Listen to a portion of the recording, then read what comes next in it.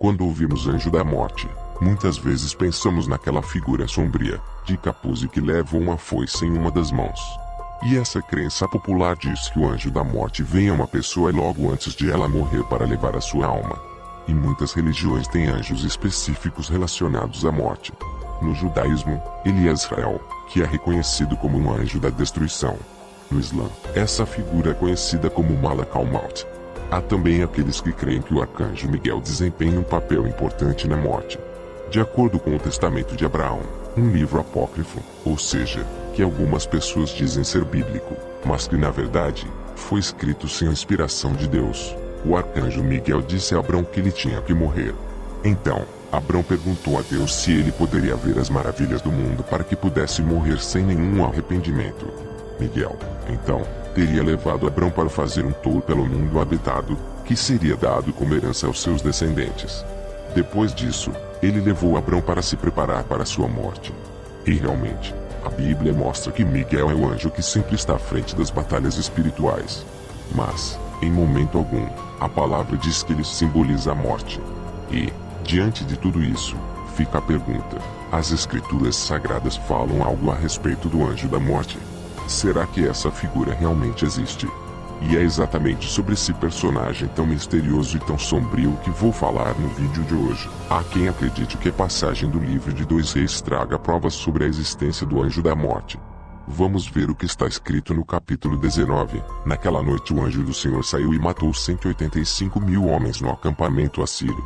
Quando o povo se levantou na manhã seguinte, o lugar estava repleto de cadáveres. 2 Reis 19:35. Este versículo mostra um anjo matando 185.000 assírios que invadiram Israel. Segundo alguns religiosos, ele seria o mesmo anjo descrito em Êxodo 12, que passou pelo Egito durante a 10ª praga e matou todos os primogênitos daquela nação, apesar de a Bíblia não relacionar as mortes desses primogênitos a nenhum anjo. Já no livro de Apocalipse, vemos que os 4 cavaleiros têm o poder de exterminar 1/4 da população da terra. Veja o que está escrito no capítulo 6. Quando o cordeiro abriu o 4º selo, ouvi a voz do 4º ser vivente dizer: venha. Olhei, e diante de mim estava um cavalo amarelo. Seu cavaleiro chamava-se Morte, e o Hades o seguia de perto. Foi-lhes dado poder sobre 1/4 da terra para matar pela espada, pela fome, por pragas e por meio dos animais selvagens da terra. Apocalipse 6:7,8. Porém, essa ideia de que os cavaleiros são anjos da morte não é real. Eles simbolizam, na verdade, os males que virão sobre a terra pouco antes de Jesus voltar e derrotar Satanás. Eles têm mais a ver com a ação do inimigo e de seus demônios do que qualquer outra coisa. Isso significa que o anjo da morte, na verdade, não existe. Sim. Por mais que a Bíblia possa mencionar anjos que causaram mortes por ordem de Deus em alguns momentos da história, não há nenhum ser celestial que tenha função específica. Isso porque não era o propósito original de Deus que morrêssemos. Em Gênesis, vemos que Deus criou o homem para viver na terra eternamente. O Senhor colocou o primeiro casal humano no paraíso e os abençoou com uma saúde perfeita. Ele queria o bem para eles. Vamos ver o que a Bíblia diz sobre essa intenção de Deus. Ele fez tudo apropriado a seu tempo. Também pôs no coração do homem anseio pela eternidade. Mesmo assim este não consegue compreender inteiramente o que Deus fez. Eclesiastes 13:11. Porém, o pecado da desobediência de Adão e Eva acabou com essa expectativa de vida perfeita no jardim do Éden. Satanás passou a dominar este mundo e então veio a morte, a dor e o sofrimento. Porém, ainda assim, o plano de Deus não se frustrou e, por mais que seja difícil de entender agora, enquanto estamos aqui na Terra, Deus abriu um caminho para que seus filhos ainda pudessem aproveitar a eternidade que ele sonhou.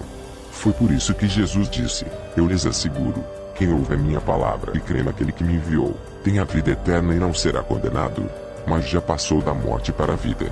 Eu lhes afirmo que está chegando a hora, e já chegou, em que os mortos ouvirão a voz do Filho de Deus, e aqueles que a ouvirem, viverão. João 5:2.24,25. Por mais que a morte pode ser assustadora até mesmo para nós, cristãos, é por meio dela que, através da nossa fé em Cristo, que temos a garantia da eternidade ao lado do Pai. E o apóstolo Paulo sabia disso muito bem e quis nos mostrar o mesmo. Veja o que ele escreveu: para mim o viver é Cristo e o morrer é lucro.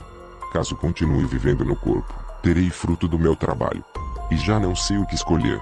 Estou pressionado dos dois lados, desejo partir e estar com Cristo, o que é muito melhor. Filipenses 1:21-23.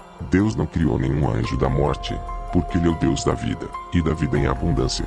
E mais, Deus é o único que sabe a hora de nossa morte e é soberano sobre ela. Nenhum anjo ou demônio pode causar a morte antes que Deus permita.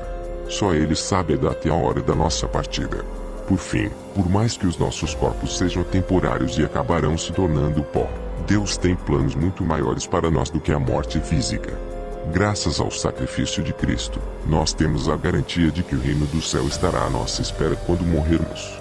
E será nesse momento que a nossa luta contra o pecado e todo o nosso sofrimento terminará.